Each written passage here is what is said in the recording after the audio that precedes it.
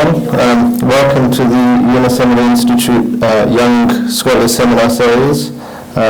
These series of seminars are designed to give a platform for young scholars from a variety of different fields and backgrounds to share their platform, to share their research with the public. Tonight we have Meryem Nur Küçük delivering, as you can see here, Constructing the Young Turk in Britain, British representations of the Young Turk Revolution and Counter-Revolution. Meryem received her BA in History and International Relations from King's College London and her MPhil in World History from the University of Cambridge.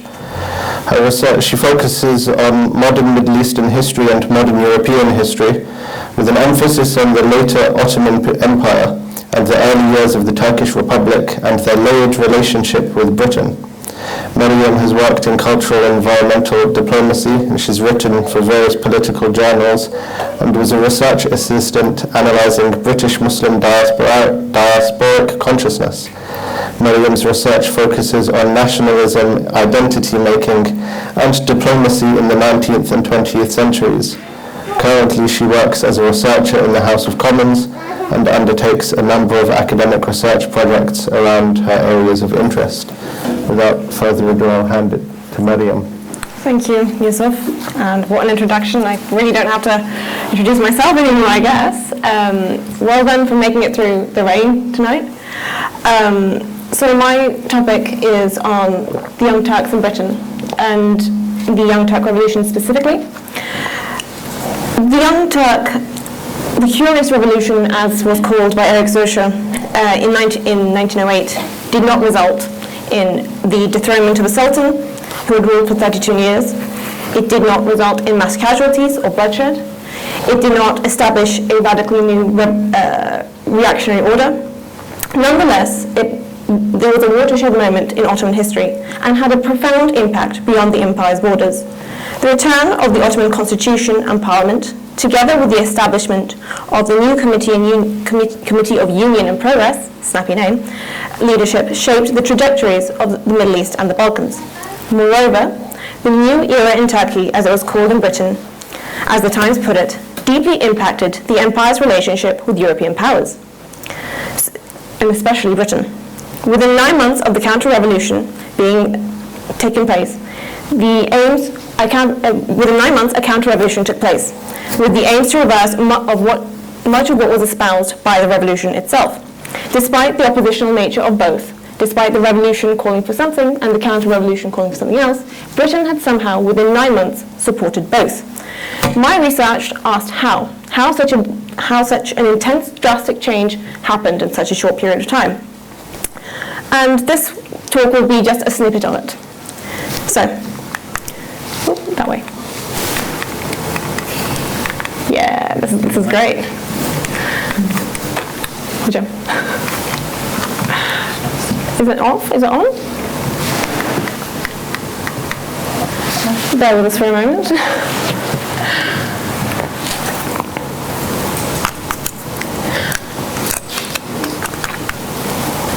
In the meantime, I'll tell you a little story. When I was undertaking this project at my master's, I would of course tell people about what I was studying. When I told professors, some of the key people in their field, the response I got was, "You're very brave."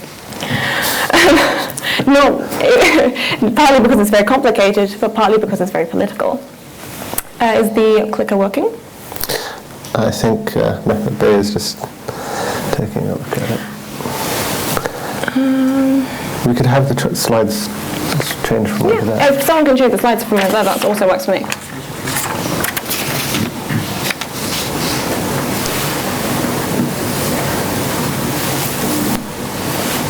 There we go. So, the contents page.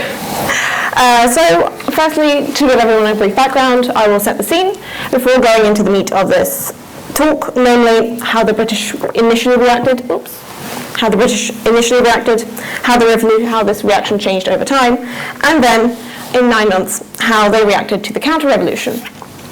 Is it any better? Wonderful. Okay. The background. Fantastic. So, the 19th century saw the decline of the Ottoman Empire, and that's putting it slightly mildly.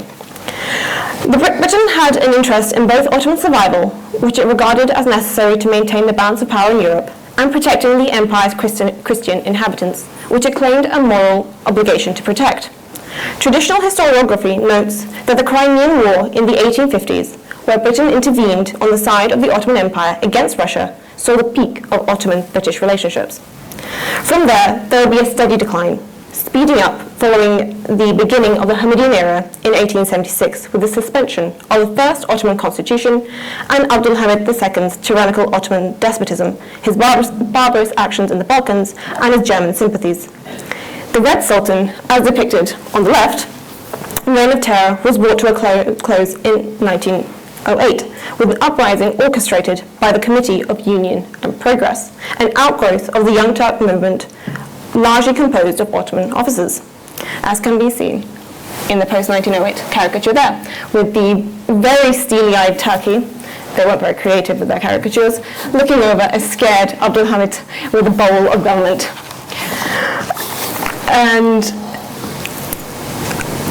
1908 is seen by historians as the last upturn in British views of the Ottoman Empire before the steady march to war in 1914. We can question if this was the case. I personally would argue that, in actual fact, British opinions of the Ottoman Empire did not change all that much, despite what historians say, but I will not necessarily be making that argument today. Instead, I will just be exploring British reactions to the tumultuous period and their opinions of the Young Turk era. So, when reading through what I can safely describe as thousands and thousands of Ottoman documents, or British documents, papers, correspondence, newspapers, and caricatures, as you see, I noticed that three main themes could be found, three main narratives, namely the 1908 revolution was necessary, the 1908 revolution needed British support to succeed, and finally, the 1908 revolution was doomed from the beginning. I will go through each of these quickly, one by one. So the initial reaction in 1908 on the surface was rather positive. This event seemed to mark a break in the established pattern of diplomatic relations with the Porte. The German-leaning Hamidian regime had fallen from grace, replaced by an avowedly liberal constitutional Young Turk government, which professed Anglophile tendencies. This presented an opportunity for Britain to regain its lost political influence. The main reason for Britain's unpopularity in the Ottoman Empire, according to Fitzmaurice, the first dragoman of the embassy, and just for anyone who doesn't know, the dragoman, or in Turkish tarjuman, was the translator in any embassy or in the palace. They held a key position. They not only controlled who the embassy could talk to, but what information got in and what got out. So Fitzmaurice will play a big role in our presentation today.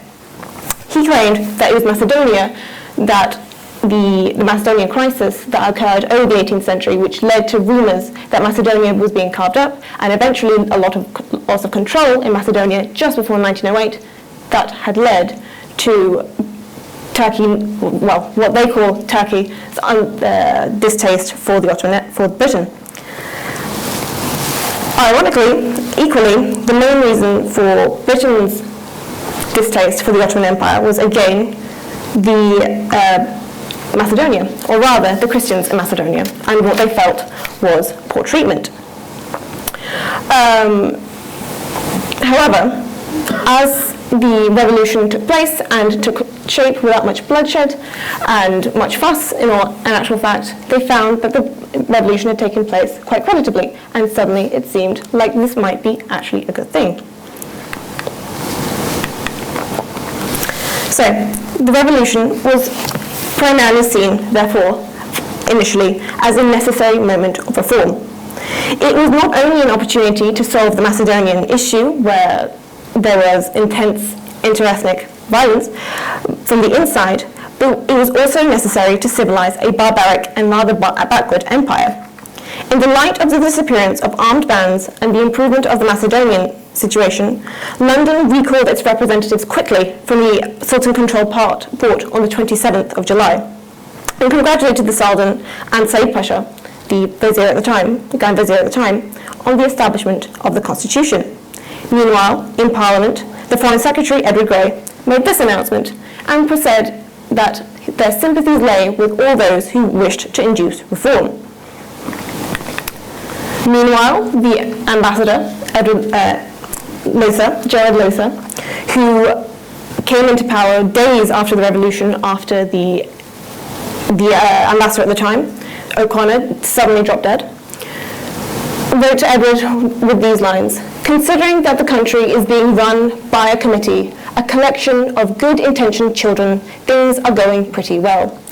So there was a clear attempt to improve and clear attempt to reform, and this led to rather an initial, seemingly positive representation from the British. Alongside these representations of reform, we also had a lot, and I mean a lot, of reports of joy. Over the months between July and August, in the Times, in the Telegraph, in the Daily Mail, there were frequent reports of all the jubilation and happiness that was felt within the empire.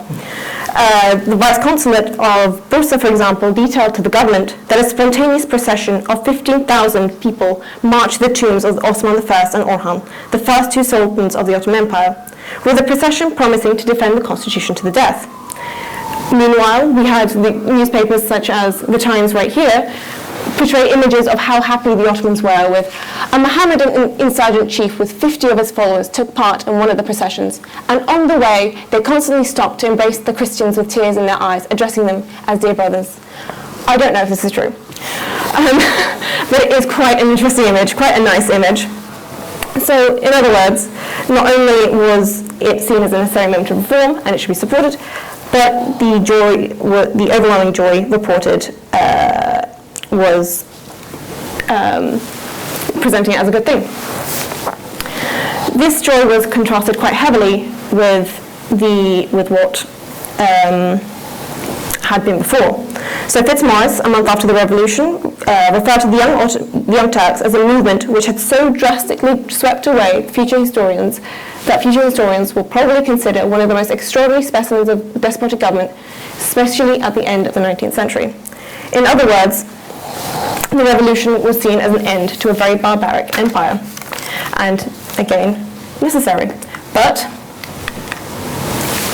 to be able to, if the reform was so necessary, could they undertake it? The British would say not without British assistance. And as you can see here, they did not have the most positive of depictions of the Turkish parliament, a baby on a hookah pipe, with a very forlorn and tired-looking Abdul Hamid.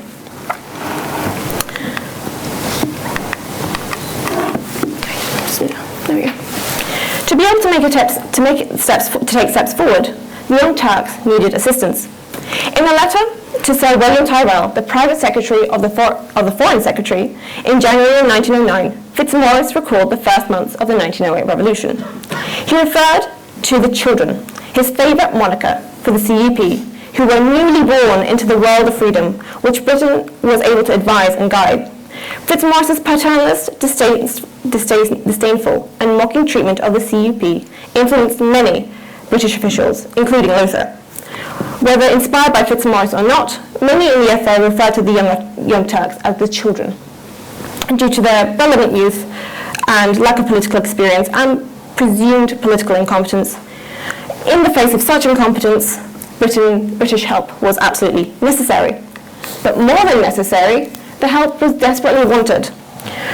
From the outset, Britain presented the Young Turks as being very pro-British. And in fact, when Lothar arrived, as I said, he came into power not very soon after the revolution took place. There was one of the biggest processions, biggest welcomes that any ambassador ever had seen. Again, I don't know if it's true, but opinions that the FO, so the Foreign Office, and the diplomatic sources, as well as popular discourse, very much believed that British help was wanted. And regarding their own attitude towards the Turks, Both the possibility of a close British-Ottoman relationship was not depicted by British observers as something new, but rather rooted in pre-Hamidian history. Both the Foreign Office and public discourse differentiated between the leading cadres of the Ottoman government and the people. The Times, for example, highlighted that the Turkish people have not forgotten the great sacrifices Great Britain has made on their behalf in the past, and there has never been a weakening of British friendship towards the diverse races of the Turks. In other words, this friendship was long-lasting. And help did come in different forms. One form was just a lack of involvement. Here, the Times says that the people are unanimously pleading for the British people. The British people are unanimously pleading for the postponement on the part of the powers of all interference in domestic affairs of Turkey, and the encouragement of the Young Turks to bring about their own efforts of regeneration. In other words, they want to seem, or as if they were not necessarily interfering, but there was, of course, limits to non-interference. This primarily came in the form of making zeal. The young Ottomans were rather overzealous in their reform attempts, and Britain was convinced that they could not undertake those reform attempts quickly.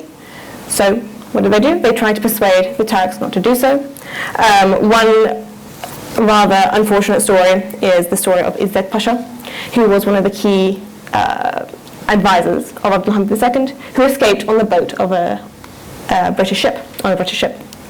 The Foreign Office was beside itself at this point. Although happy that they were able to protect the man, they also felt that this had ruined, to some extent, their relationship with the new government. Alongside administrative help, there was also financial help. We can also call it control.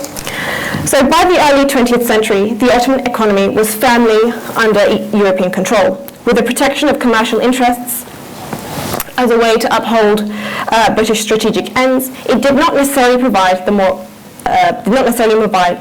high ground needed to justify intervention. This justification instead was found in Ottoman ineptitude, namely, Britain was obligated to help those who could not manage their economy, and the Turks could not. A key way to assist was British loans. If financial aid was given, the regime would also feel less inclined to move towards Germans, who were, at this point, Britain's biggest concern. The amount of money and responsibility British officials were willing to give, however, was very limited. Whilst attempts to shore up British Ottoman finances were being discussed, Lothar, for example, here argued that it should be minimal, because as long as they are hard up, they will behave. He also, of course, recommended that the Debt Council exercise surveillance and have a hand in the budget, an offer the Ottomans would have to accept because they had no other option. Meanwhile, diplomatically, there was limited diplomatic support, the main diplomatic support being we will not let other countries intervene, but they would not go as far as intervention on their behalf. So, the revolution was necessary. The revolution needed British support. Would it succeed? No. The revolution, in British eyes, was unlikely to succeed. There we go.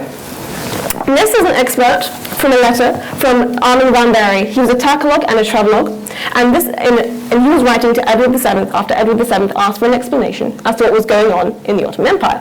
So he wrote, "I dare say nobody will assume that the Sultan believes he has already removed the thistles and stones which stood in the way of progress, and the time has come to transport the sapling of constitutional life into Turkish soil.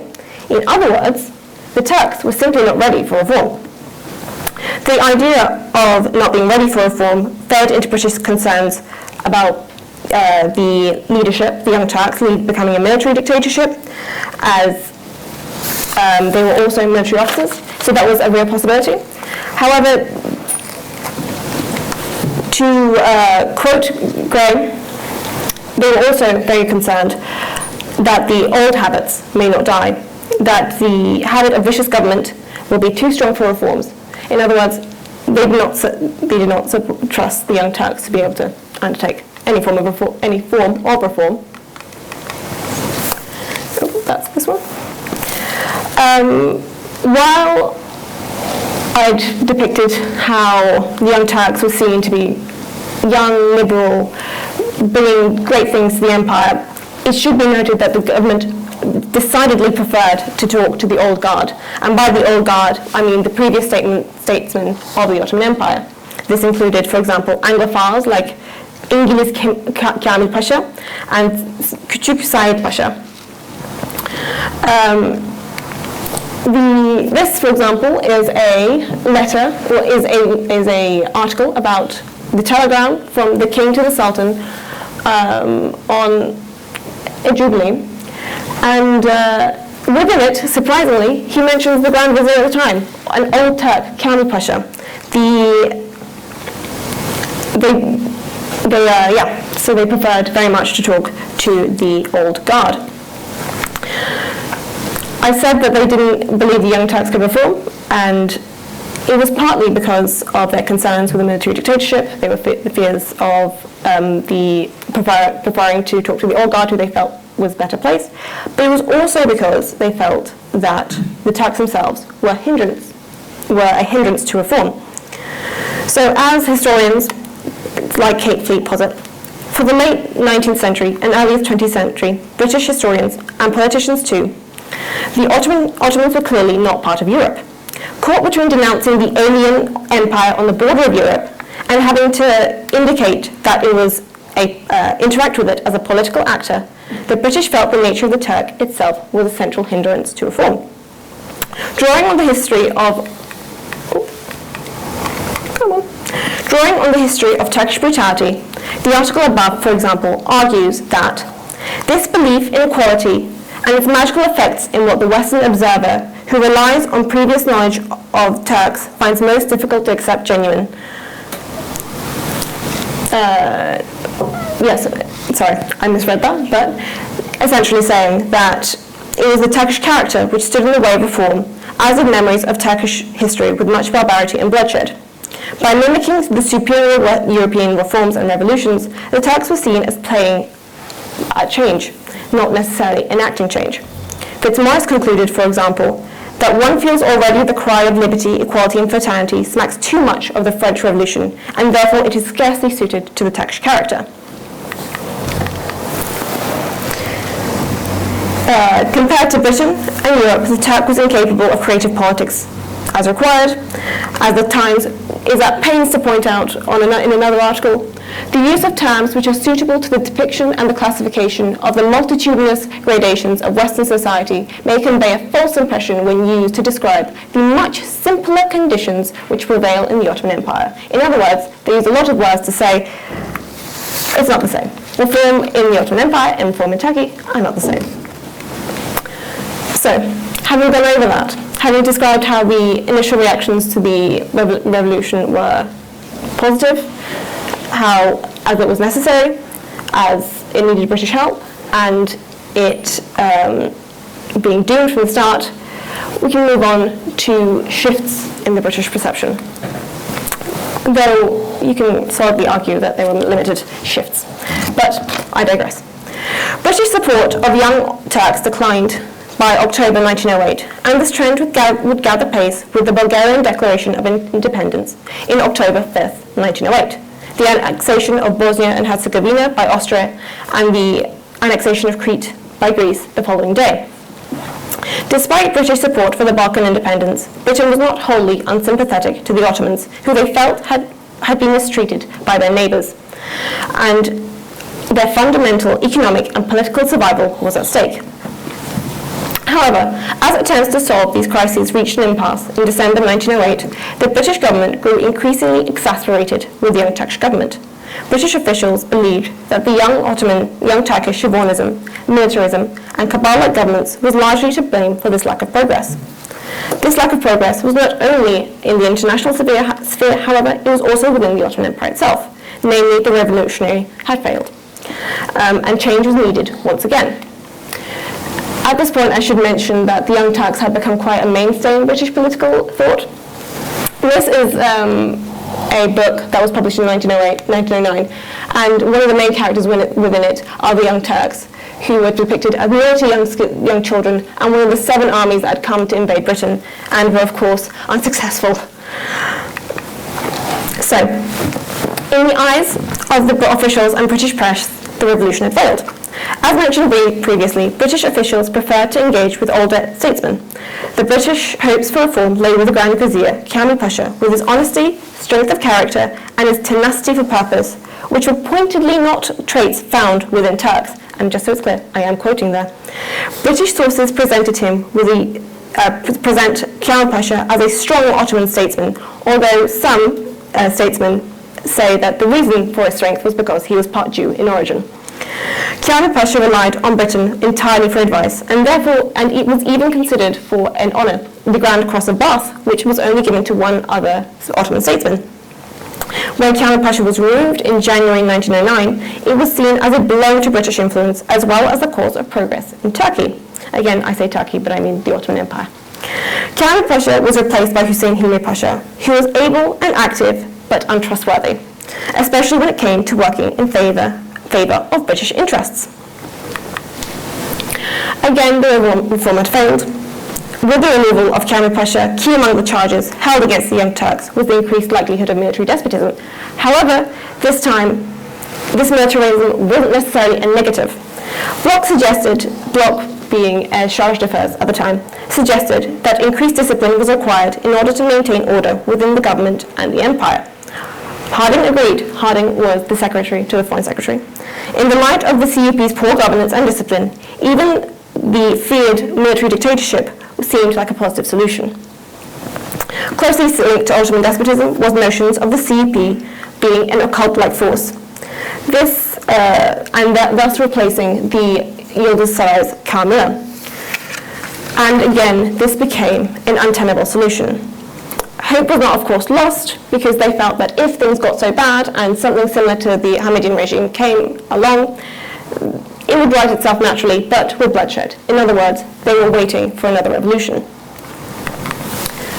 Still, despite the need for another revolution, they did, to some extent, support the Young Turks, and they felt that the Young Turks desperately needed their support. Here, for example, Chirol, who was an editor in the Times, as well as a diplomat at the time, it is all quite pathetic on their reliance upon England, upon the men whom they hoped to get from England to help them. In other words, they needed British support again, and they were desperate for it. There is a very strong underlying pattern here, and I'm sure we can tell at this point. For most of British officials at this point, the best course of action was just to buy time until the young Ottoman government collapsed again. Returning to finance, Ottoman finance again was a core concern, and again the idea was limiting the amount of money they had. But interestingly, one action that they did take was that they tried to open a bank. The National Bank of Turkey was going to be opened by this gentleman here, Ernest Cassel, who was a British banker.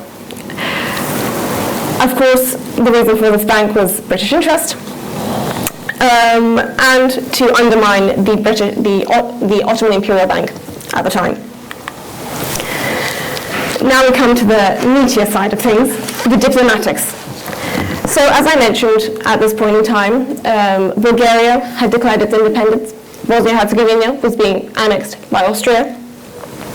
And the Turks were unhappy with this, of course, trying to save what little land they could.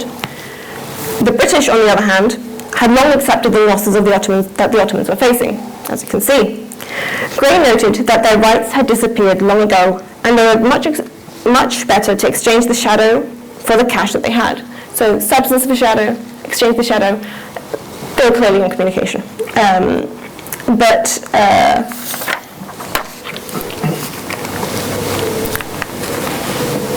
I'm just moving through it a little quickly now. Before any deals could be signed, before the Bosnian affair could be settled, or the Bulgarian affair, which was all key in British imagination, could be signed, the counter-revolution took place. A month prior to the revolution, British official reports were already pressing for change. Here, for example, is the ending of a report by the Foreign Office, and as you can see at the very end, the outlook therefore looked bad. The counter-revolution. So, on April 12th, an armed insurrection in the name of restoring Sharia law took over the capital in under 24 hours. Despite conspiratorial rumours of British responsibility, the events of April 1909, took the British very much by surprise. On April 12th, Lothar reported to the officers of the many Islamic regiments that had been seized by their men who demonstrated outside the President of the Chamber and the Grand Vizier.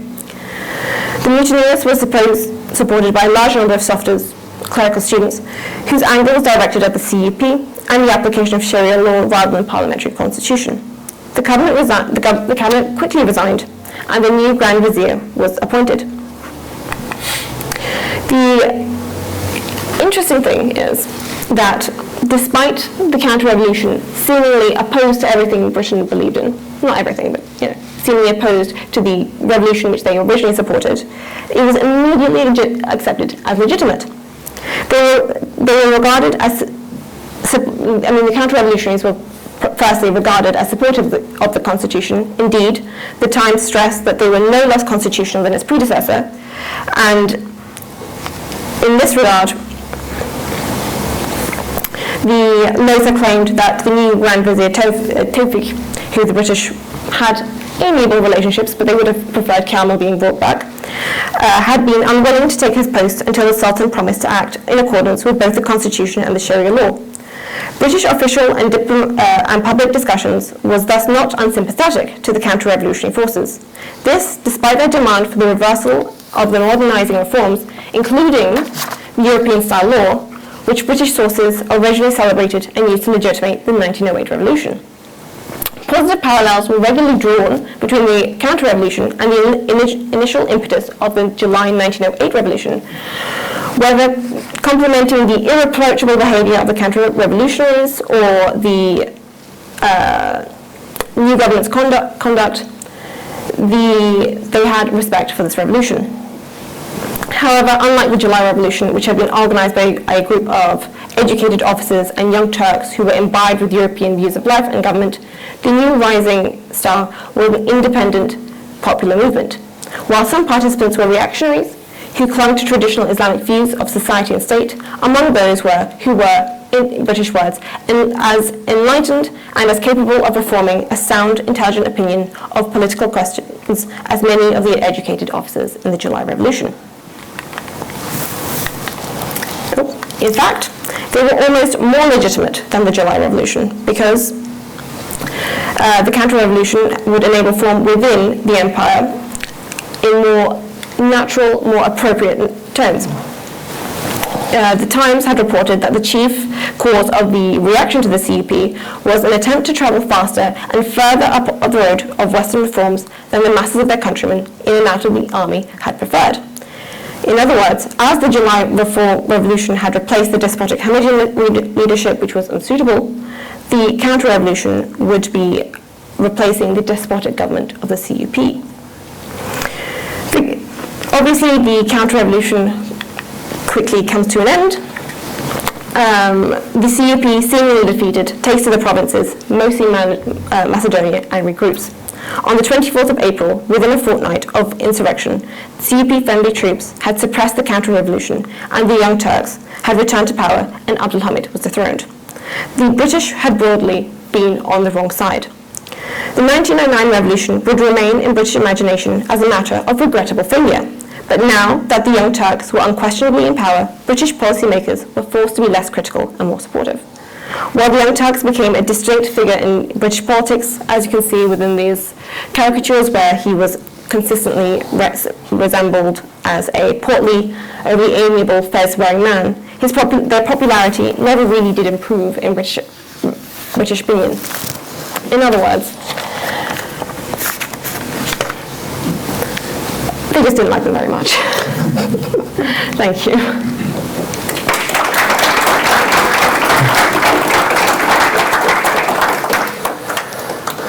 Thank you, Meryem. That was actually very interesting, although we've been together in Cambridge for while you were doing this, we'd known each other then. I didn't actually know about any of your research through that time, so it's a very informative overview of it. I'm not going to abuse my position as a moderator to ask the first question, so I'll open the floor to anyone else, anyone in the audience who would like to ask any questions. We'll have a microphone going around as well, so if you just raise your hand.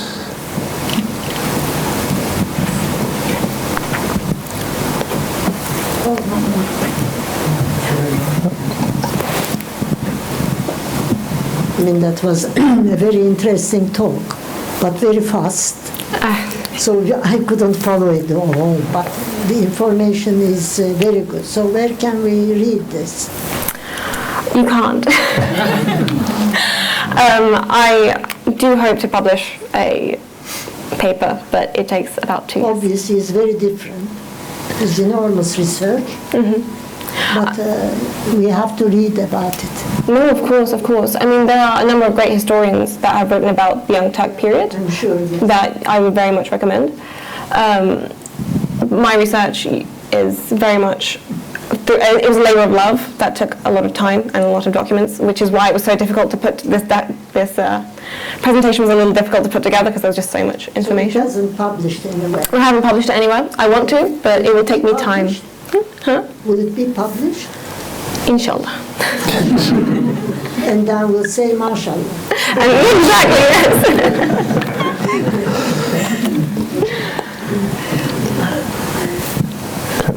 We have the front.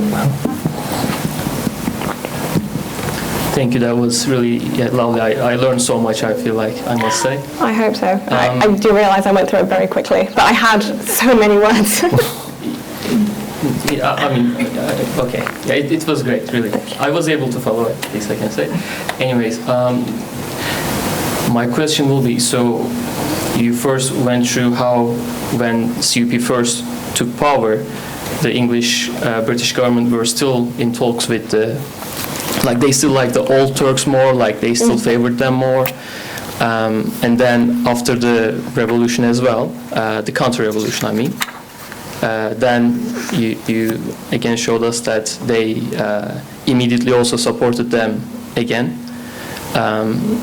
Of course, we would like to believe that everyone is very idealistic in terms of they thought they were like better politicians. They maybe like they would follow the European superior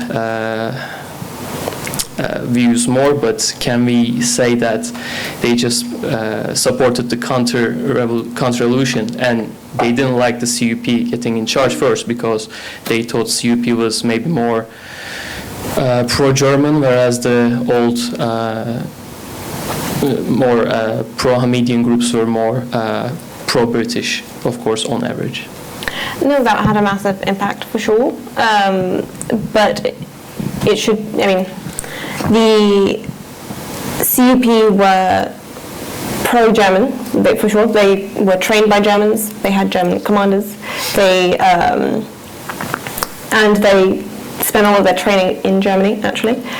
But what I was trying to get across here, with especially regarding the old cadres, was the fact that while they appreciated the dethroning of a pro-German Hamidian, the Hamidian Empire, the Hamidian government was also very pro-German. They did not appreciate how much they did not know the CUP. So the older statesmen at the time, while they didn't like them, they didn't trust them, they did know them. They knew how they acted, they knew their networks, they knew who to talk to, and they knew that the old Turks, the old guard, knew them as well. So they knew how to act, what to do. When the CUP came in, who were young, unexperienced, very not of the leading cadres of the society, they suddenly did not know them. And that had a big impact in how they viewed the CUP. I hope that answers your question. Yeah, very much so, I think. Thank you.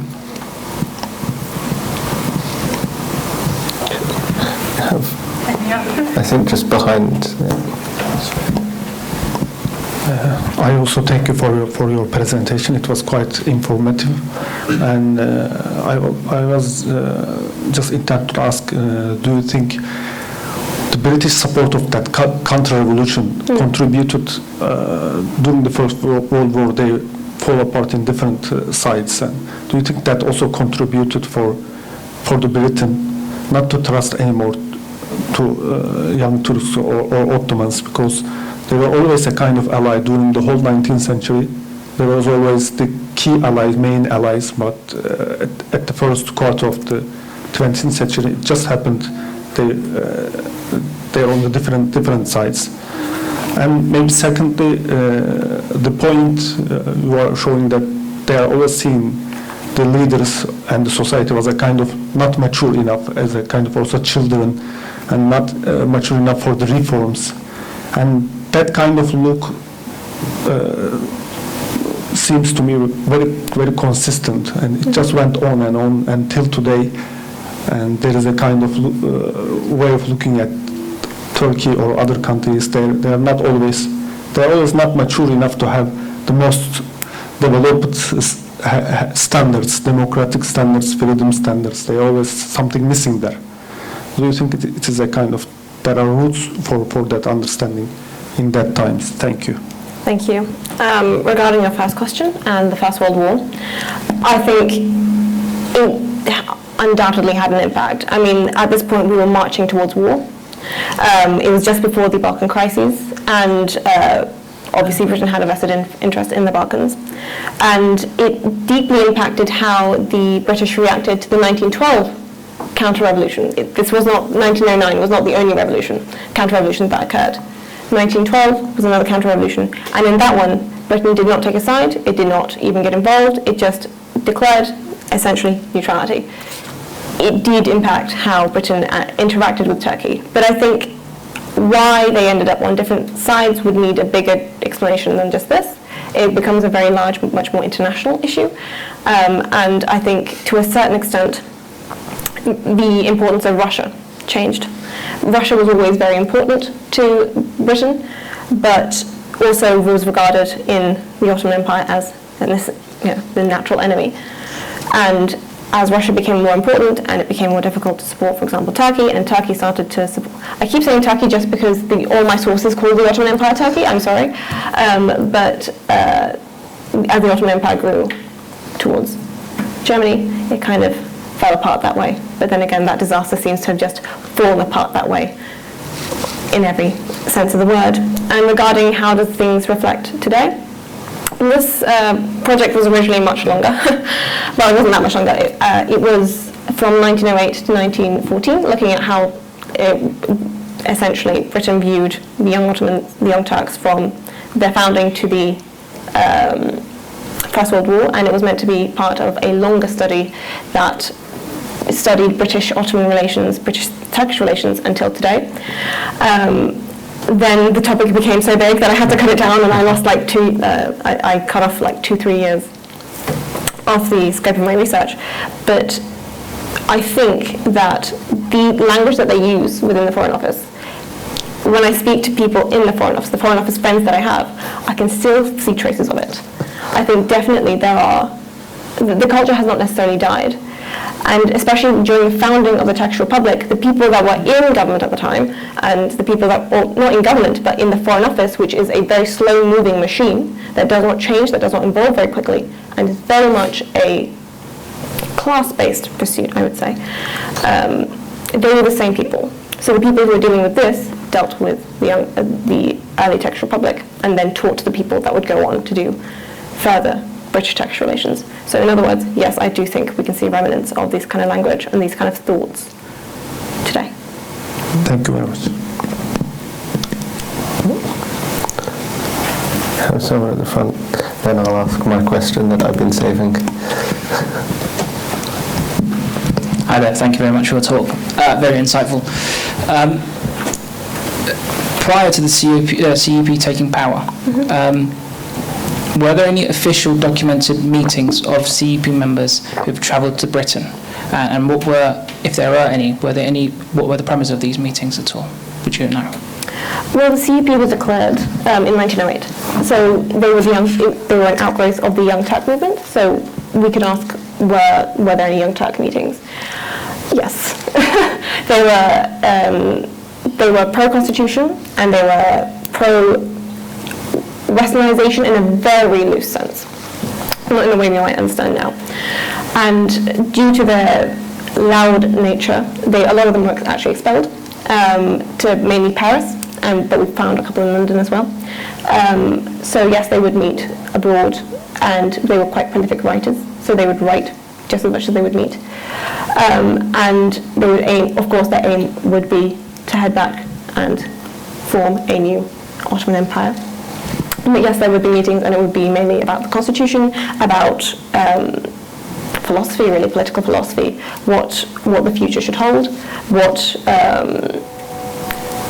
we have to remember that at this point in time, a lot was in the air. A lot of ideas were being debated. We might have a bit of a neoliberal monoculture now, but at that point there were lots of different political ideologies flying about, and they definitely had very varying political ideologies among them, but they would have definitely discussed those. And there are some records of those meetings, and letters mainly. So most of them in French, actually. Any other questions? Oh, you were going to ask a question. I had more much more simple than I think anyone else's question, but where are all of these documents and these records that you found, where are most of them stored? And the second thing is, why hasn't anyone looked at this before? Now, the majority of these documents are in the British National Archives in Kew, and they are accessible to everybody. So you're very welcome to head over there and take a look at them. You just have to get a membership for free. Why hasn't anyone done anything about it? There has been some work done. I think the first proper monograph was done towards the 80s, where it was discussed, but almost no work at all focuses on the 1908 and 1909 period. They just look at it as either as a broader British-Ottoman relationship and how it developed, or more specifically between 1908 to like 1914. So it's always understood within the pre-World War I context, accepting as the World War I to be inevitable, and this just being part of the march. I wanted to say that I wanted to look at it as not necessarily that, when there was actually an opportunity for something different to maybe have occurred. Yes, so. Interesting. One more question then. Thank you so much for presentation. It's really fascinating. Actually, my question will be in the same line with the German questions. You say that the revolution needs British support, but can we change the sentences in the different line? Can we say that the British needs a revolution in the Ottoman Empire because of the German effect?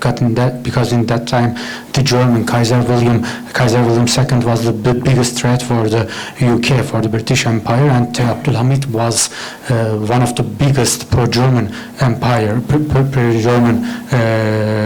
in that times. That's why can we say that instead of saying that the British supported the revolution in the Ottoman Empire, can we say that the British Empire supported any anti-revolution, actually any anti-Hamidian movement in the Ottoman Empire?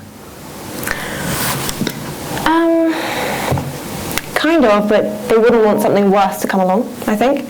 One of the main justifications of the Young Turk Revolution, supporting the Young Turk Revolution, was because it was pro-constitution and Britain could help it develop its constitution, that it could support it. I think while it would have definitely lent some support to anything that was not pro-German.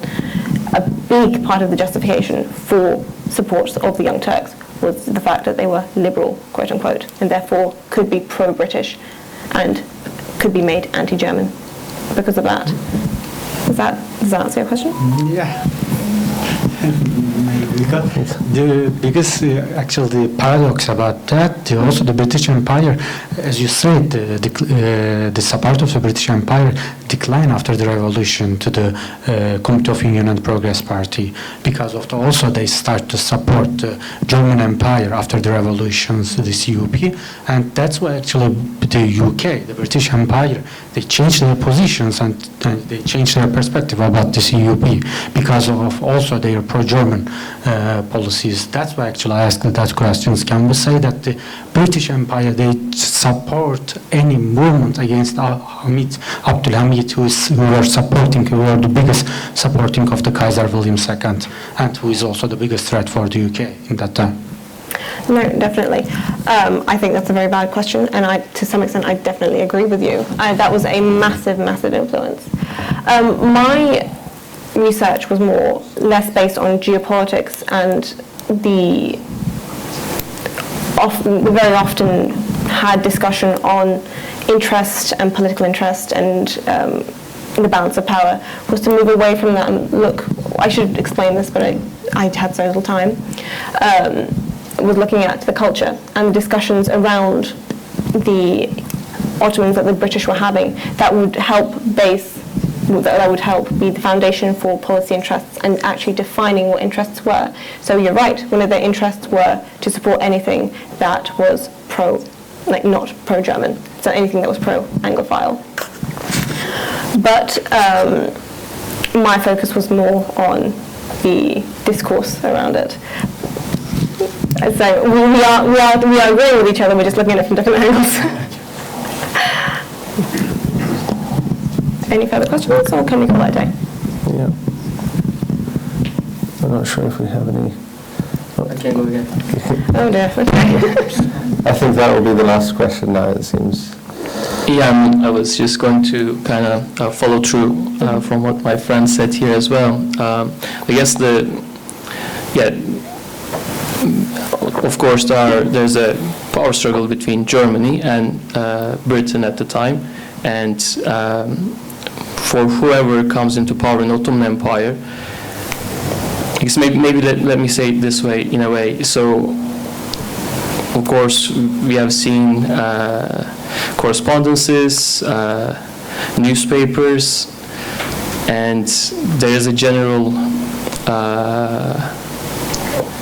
if we are to summarize, what we see is, even though the Ottoman officials, even though the Ottoman Empire does these revolutions, then they say they cannot do this, they don't have the capacity, the Turkish culture or characteristics don't match with it, so it's almost like they are finding a reason to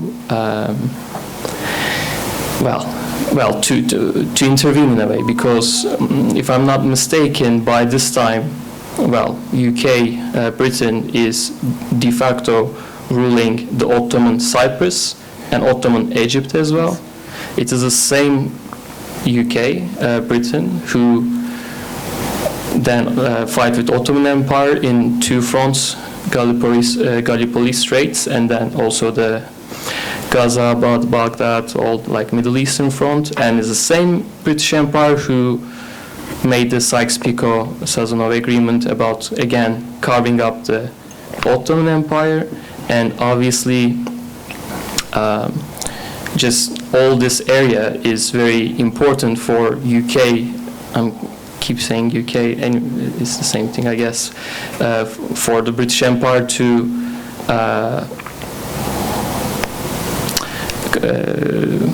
cover, to secure their Indian and Persian colonial positions. And India at the time is bigger than India today. Mm-hmm. I mean, with all that said, I talk too much, sorry about this, but I feel like, as my friend here said, because they are carving out the Ottoman Empire, whoever comes in charge of Ottoman Empire, they will try to save the country. So they eventually turn more pro-German, who, obviously Germans support Ottoman Empire to weaken the British Empire, in a way. So it's if Hamidians, Abdülhamid, he becomes pro-German because he needs the support of the Germans, then the CUP came in charge, then they become pro-German, and then they support the counter-revolution to now overthrow the CUP because they think CUP is pro-German. But then again, as my friend here said as well, Abdülhamit was also pro-German at the time as well, which is maybe that's why they first supported the CUP revolution as well.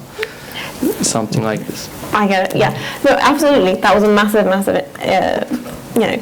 the German threat, especially in a period of mass armament, concern over the empire abroad, so the scramble over Africa and issues in the Middle East where they were disagreeing with who owns what, where. All of that is very, very important. But I did just present lots of discussion on stuff that wasn't about Germany. They were as important as Germany was, and I cannot deny that at all. I just took a different look at it, discussing how they felt that the mismanagement, the return of despotic government, threats to their Christian inhabitants, of the Ottoman Empire, not British Empire, threats to the constitutional reforms that were being placed, feeling like they're moving too fast and being overzealous. All of these were also major concerns because they were concerned with what was coming next, of course. But as you said, Germany, of course, played an absolutely massive role, as did Russia, who was after the Turkish Straits at the time. All right, on that happy note. Okay, thank you very much, Meryem, and thank you everyone for attending. Of course, before everyone leaves, we have some delicious refreshments at the back for you, which I know you all may have been looking forward to. And if you'd like to give Meryem a round of applause to thank her again for this very interesting